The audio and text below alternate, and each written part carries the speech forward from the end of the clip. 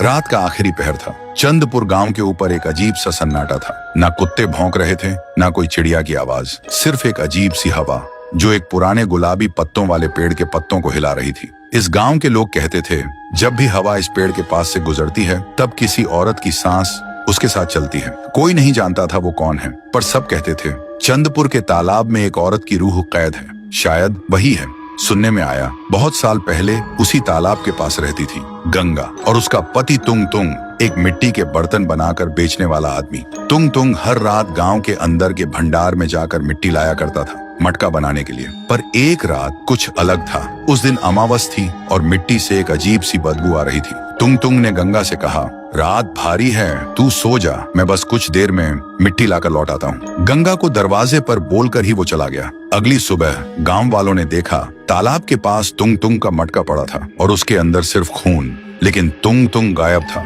उस दिन के बाद गंगा पागल सी हो गई। रात दिन तालाब के पास जाकर बोलती, क्यों तू ले गया मेरा तुंग तुंग को, अब ले चल मुझे भी। और एक दिन उसका जिस्म भी उस तालाब में मिल गया। पर लोग कहते हैं उसकी आवाज आज भी उस तालाब के पास सुनाई देती है। कुछ लोगों ने देखा रात के तीसरे पहर में जब कोई तालाब के पास जाता है तो पानी में अपनी नहीं गंगा की परछाई दिखती है और वो बुलाती है, आजा।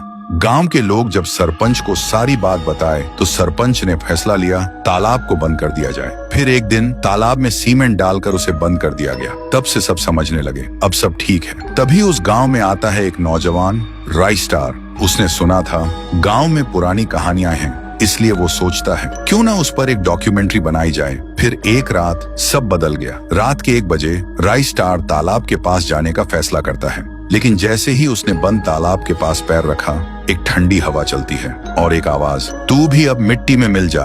राई स्टार डरते हुए पलटा। फिर जो उसने देखा उसके होश उड़ गए। तो दोस्तों, राई स्टार ने ऐसा क्या देखा जिसे देखकर वो खुद सन्न हो गया? अगर जानना है तो कमेंट करो, पार्ट 2 चाहिए।